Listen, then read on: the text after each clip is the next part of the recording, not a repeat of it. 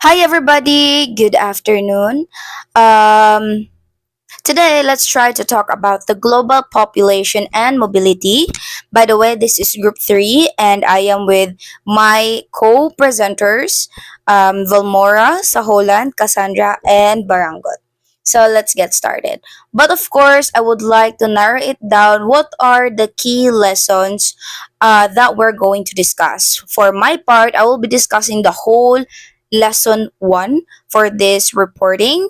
It talks about the global city, attributes of global city key indicators, reasons in increase in global cities, criticisms of global cities, cities as engines of globalization, and globalizing cities and challenges.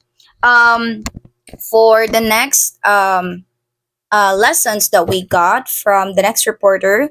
For lesson 2, we got the topics of global demography, demographic transitions theory, the maltuition theory of population, positive checks or natural checks, preventative checks, criticisms of the maltuition theory of population, and effects to global population. That's for lesson number 2. Moving on to our lesson number 3, we got global migration, factors of global migration, push and pull factors of migration, and the overseas Filipino workers, or OFW. So let's get started. Lesson 1. Talking about the global city, we have these major aspects of different personalities, different feedbacks, and different government institutions that global city or this major aspect of the population and the organization that ones who really undergo these objectives are the people who has the power of on it. Like for example, I would like to talk about the past and the present. So in the past, about the economic growth, the origin and the concept of global population and mobility, the idea of global cities was developed through research in the 1980s, focusing on how certain cities became central to global economic frameworks. So this talks about the creative and idealistics of how they would like to move forward about the global economic growth. So they talk about the industrial hubs, communication networks, moving to different, let's say, moving to a different nations for collaborations. And this really represents how people or the government or the people who really initiates the attributes of a global city that will really help them foster their own nations. So moving on to our present, current influence is the global cities today acts as a powerful hubs of finance, innovation, and culture. Cities like New York, London, and Paris continue to dominate global in various fields such as economic, politics, and culture. Talking about the Eastern, no, the European Union, they really dominate um this kind of structures and their initiatives is because they got a lot of researches or raw materials that they use for their economic growth, such as they go to different places like low um, low, we can say that these particular countries have had a very low and not really so good government, like government institutions. And that's where, I mean, not literally talking about the politics here, but like we're talking about the economic growth, right? So we're saying that, or I particularly say that they're going to different nations, different countries to dominate and grab their opportunity to had or to have their or to have their resources from there, and then they can like benefit from it. So of course, challenges and criticisms, it is really present today, as we all know.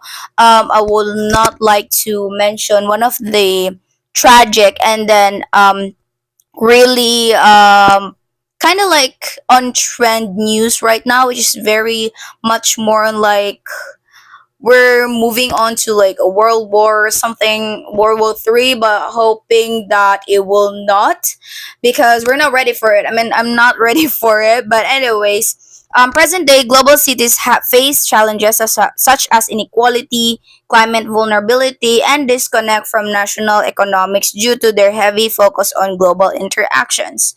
So this basically talks about more on yeah, inequality and how they look upon these resources as their major um I mean major like way to really dominate their nations. Because when we talk about differences about the south and the north, most probably or definitely, most probably like the nation parts, they're like very dominant, and they're looking or like hunting or like searching for countries to have their or to grab the chance to really manipulate or really got the chance to build their infrastructure and their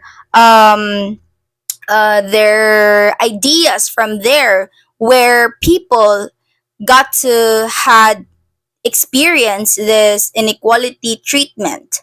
You know what I'm saying? So these people are trying to, I forgot the term though, but like how do you say this? I really forgot the term though. Kanabitang, they treat those workers inequality in a way that they're like forcing them to work overtime or outdated salary, I might say. So yeah, low salary, even though their work is not compensating their salary and such. So yeah, moving on to our next slide. Hoping that I will not consume all of the time here.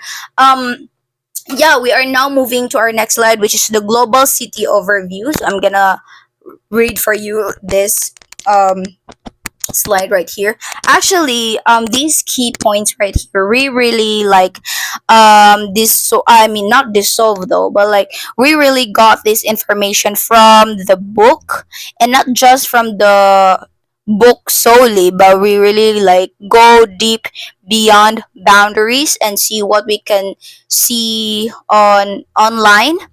And yeah, basically, just to quote and quote, this is not just in the book itself, but we got also our resources from different medias that we can to like elaborate and search what lies beyond this global mobility. So yeah, we just love to search deeper for this context. Anyways, global city overview. Global cities drive modernization, economic, political, social hubs worldwide. Global cities impact international issues. Of course, yeah, because like knowing this like very trending, that is the right term.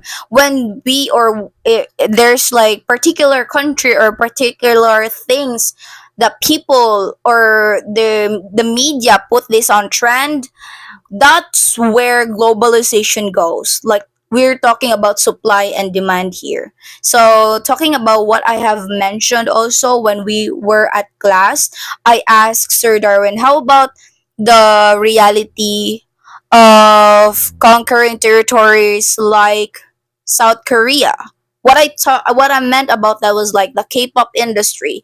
Don't we like thought about these particular people are trying to manipulate or like trying to go in our system just because of how trending they were, like their culture, their food, their industry, their entertainment. It's like people now in the Philippines are like very adaptive. Like everyone knows that like other countries really appreciate our abilities, that we got so very like our ability is really like we can like catch up, you know what I'm saying? Like we can like adopt from different culture and like learn from them. And this time talking about the economic growth and globalization, um one of the influences there is South Korea, like very dominant influence in terms of like the entertainment side.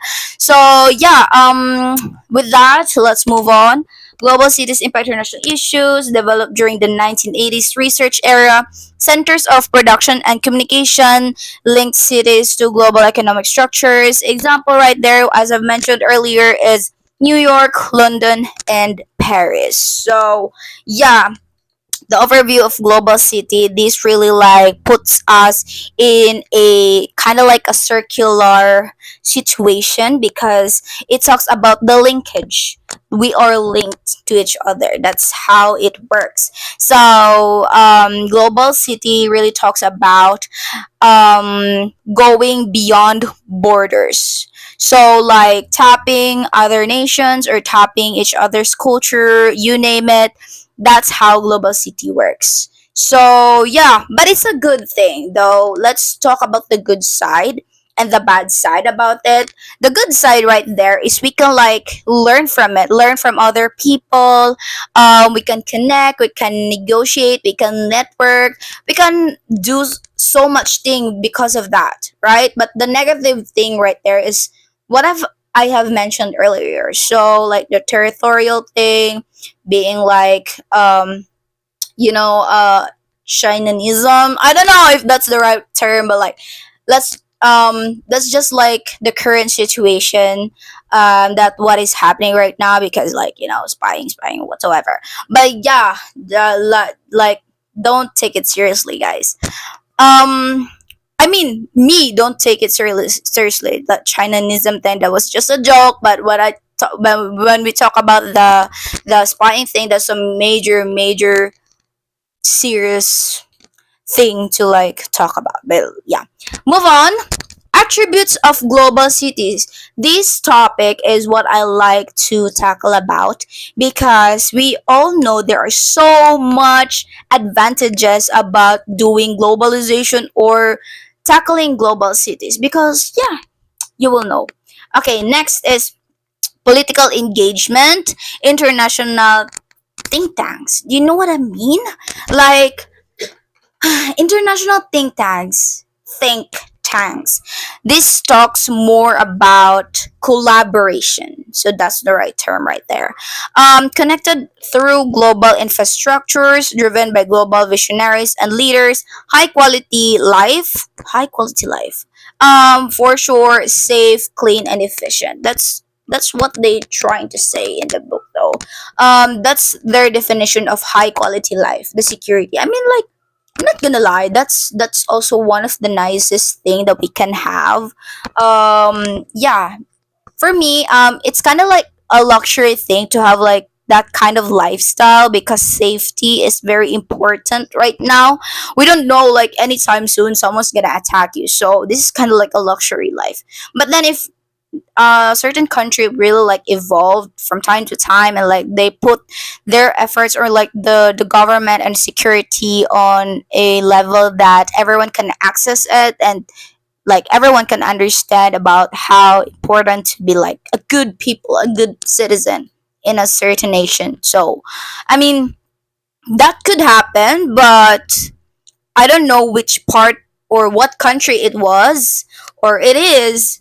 If we all know, I mean, that's kind of like a healthy country if there's no such thing as crime in there. But like, I mean, people have different ideas and like people have so many things in mind. So like, we're not like assuming things. Like it's very impossible to have that kind of idealistic thinking that a certain country don't have crimes. But like yeah, let's move on anyways. So moving on, singot jud ko dai. But go laban. Yeah, open to immigration, global trade flows, centers of financial services and economy. Man, when we talk about global cities, money, there is money.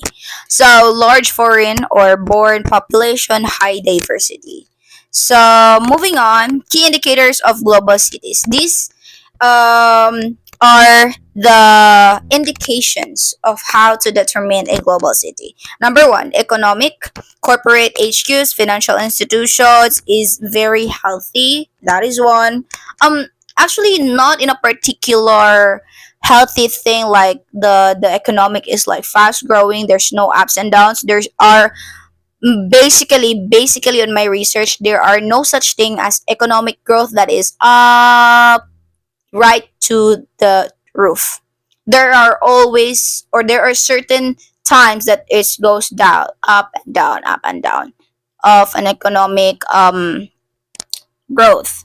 So, anyways, that is like one of the research that I had a while is that is one of the indications of a healthy economic for a global city. And next is political. Host international events, UNHQ. One of the example that I can give right of this like this sentence right here is the Emirates. So UAE. They got Dubai. Yeah, Dubai is got a lot of events, international events. F1. We got football, tennis. It's just so much. I mean, like I'm dreaming to go there. I mean, like I will. Yeah. Next is cultural, renewed cultural institutions and media. This is also could line in the aspects of the Korean domination that I mentioned earlier. So, industrial, advanced transport, communications, high global GDP, and economic activity, strong transportation networks, and innovations, world influence, political, cultural, financial. I mean, these lineups right here is really is I mean these lineups here really had I mean has in the lines of Dubai. So I love Dubai. Why? Next, we are now talking about the reasons for global cities growth. These factors, I mean, these talks about how can a community, a nation, a state, a country can grow so big. Okay, so this is one of the things that a nation should know, or like a community, a company, a nation, a country should know, because this is why the people, or like the money flows. So we're getting rich, baby. Next is globalization, centralized production in cities. This focuses on the cities because you cannot like spread this out through all the nations or throughout your state or a country if basically it's not that really executed in a certain city. So they have this kind of analyzation if they like implemented this in a certain city of that nation or of that country, and then they test it out, they see if it has a good how do you say this? Oh my god, it's raining. Hi everyone, I'm back. So I just went out a little bit because it's raining so much, and earlier it was like super hot, but then it just rained like eventually. I just got surprised. So anyways, let's talk about where was I? Yeah, the reasons for global cities growth. So yeah, I'm just gonna like read it for you guys. This talks a lot more about globalization, centralized production in cities, financial services draw global corporations, cities dominate trade and service sectors, urban hubs meet multinational needs, growth driven by centralization, innovation. Some cities suffer from the industrialization. Global cities compete for top positions. So yeah, I was talking about the cities earlier, right?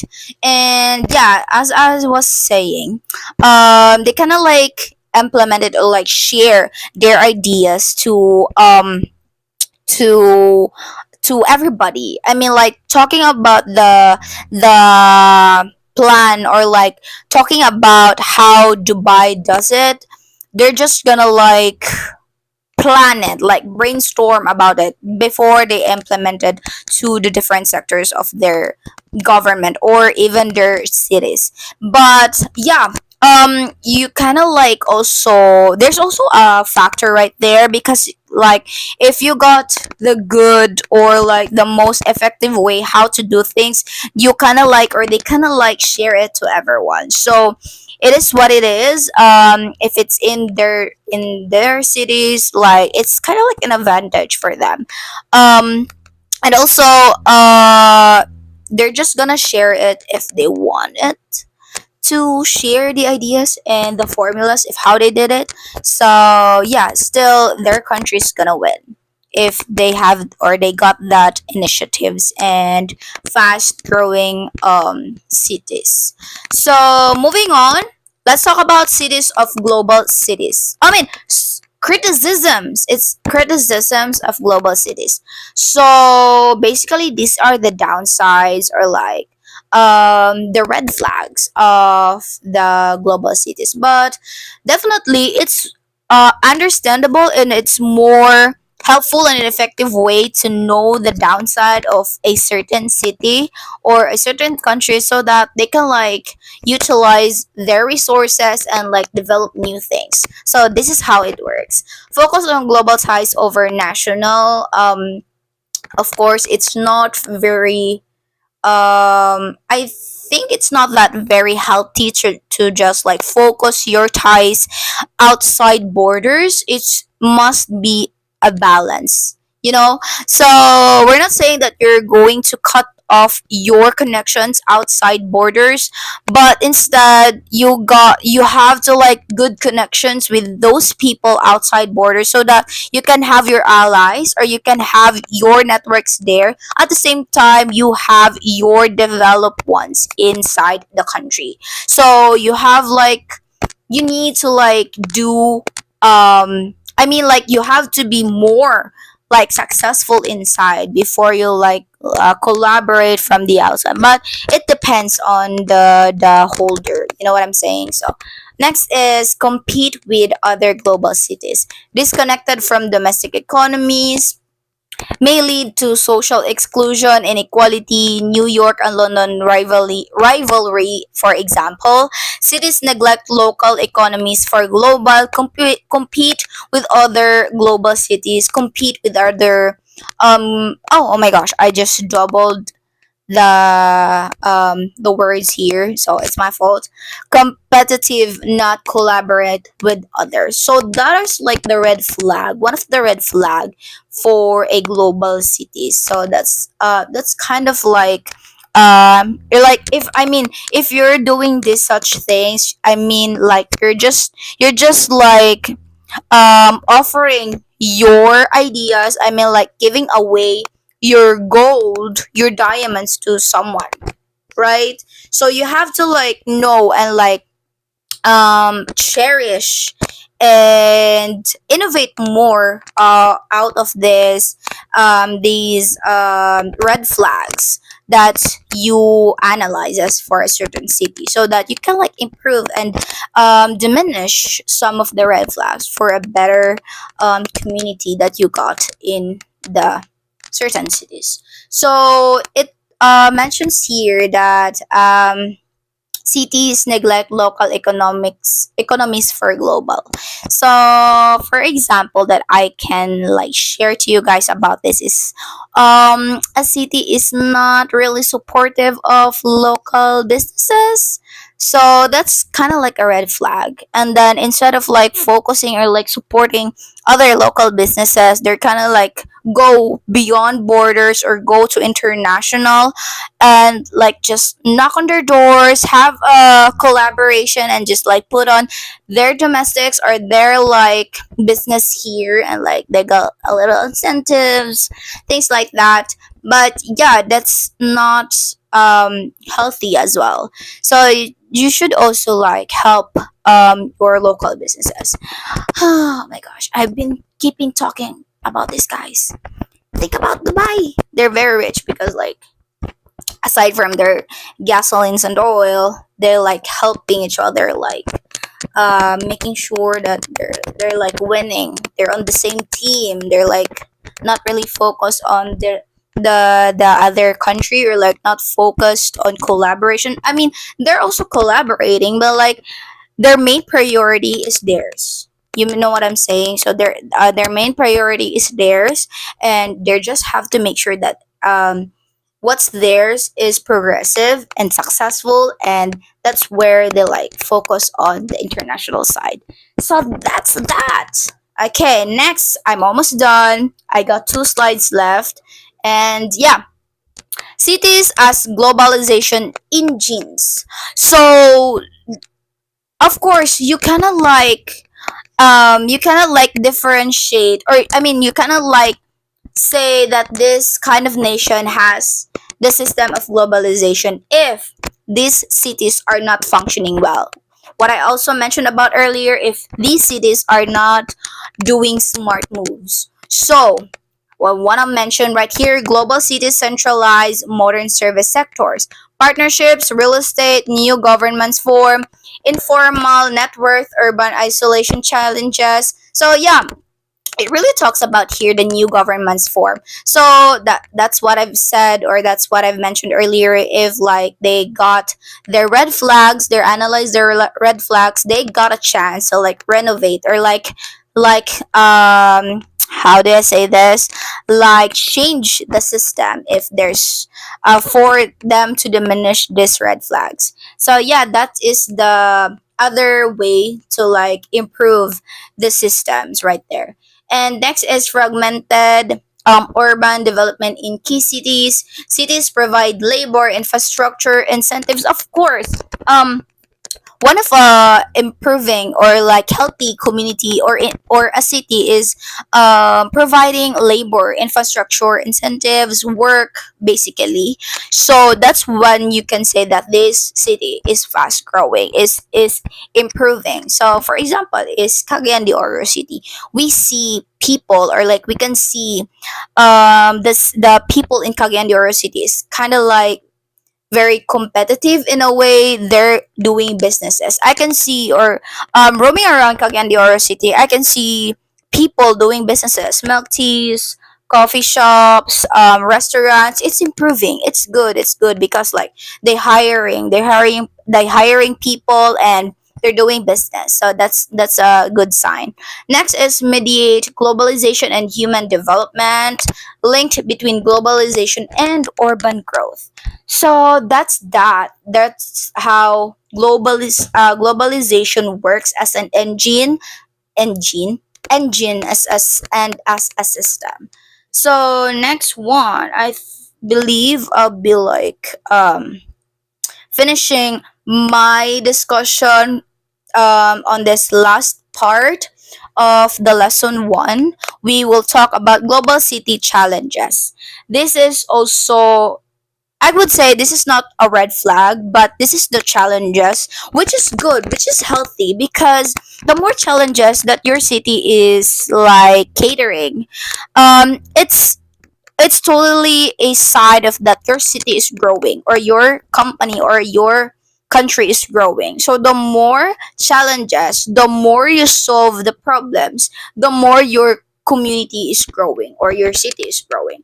So example, global city challenges, we got lack of integrated urban planning frameworks. Well, I also want to share, or I also want to like disclose it, that knowing your challenges and analyzing, of course, for your, it's like for your analyzation versus your competitors. I mean, um knowing this stuff is very informative. Yeah, very very important, and very like essential. That's the word there. Very essential, very important. Yeah, because knowing your weaknesses as a leader of that certain country or city, is you're making a huge comeback, not comeback, right? What I'm saying, huge like leap, for moving forward. Because if there's challenges, that means that's an indication that you want your city to improve. You want your city to move to a different kind of level. So let's talk about that. Oh my gosh. Okay. um Lack of integrated urban planning frameworks, multiple local bodies hinder urban development, climate change vulnerabilities, or heat, floods, other climate change, infrastructure gaps lead to urban challenges, prosperity alongside poverty and inequality, political conflicts, migration impact cities. This is one of the issues that we're facing right now. Social protection mechanism are essential. Increased cost of living creates affordability issues. So that is one of the oh sorry that is one of the that is some of the challenges that we put or I put basically um in here. This is the list 2468. This is the list of like the general facing in a certain global city or in a certain city. It really has the mechanism, it really has the capability. If you know this kind of stuff, if you know the challenges, you got the capacity, the capability to overcome or to solve these challenges, because like you already know this is a challenge and you must like develop or know the formula. It's kind of like a math. Yeah, we're doing math here. I didn't realize there's a fly flying around here. So I think I slapped him or her. But anyways, so yeah, I would like to wrap this up saying that the essence of global city in our community or in this topic basically is knowing how to progress, knowing how to upgrade or like be in the top. That could be in the top or advance from other cities we had or like the competitions we have, and then like develop research and do some innovations. Like that is the essence why we're talking about, for me, that is the essence why we're talking about this topic, because we want to know how things are doing or how things are working in our city in a certain way that we are very much open knowing about these terminologies, knowing about this like ideas developments, like what are the government basically do for us to improve our living. So this is what the essence, or this is what basically the main reason why we are tackling this, and I really much appreciate this this subject. Like I'm growing, like I'm learning. I love it so much. Yeah, sometimes I feel like I'm a lawyer in a way. Lawyer, no. Yeah, because like the investigation stuff, like sometimes I'm like kind of like I feel like I'm debating sometimes with my professor professor, my instructor, Sir Darwin. But like it's not actually, he mentioned it. Like I just one time I just remember that this is what he said, this is what I like. It's kind of like we're debating here. But I was like, sir, I was just asking. In the back of my head I was like, sir, I was just asking because I was curious. I'm not trying to debate here or what. But like I'm happy. I mean, like he sees that kind of like situation or like that um formal activity or interaction we had in the classroom, and it was good. Like he's like very much direct to us. He's much very like, not sweet talks. You know what I'm saying? I mean, he's not like filtered. He's really direct. And that is kind of my personality. I am a direct person. I am like, one snap, that's your question, this is my answer, go, boom. So that is nice. That is what I love about it. And yeah, there are so many things that we still want to talk about, and I want to wrap uh unfortunately I will wrap my talk about the lesson 1 right here. And let's move forward to our next what was that again? Our next reporter. So thank you so much guys for watching. Love you all.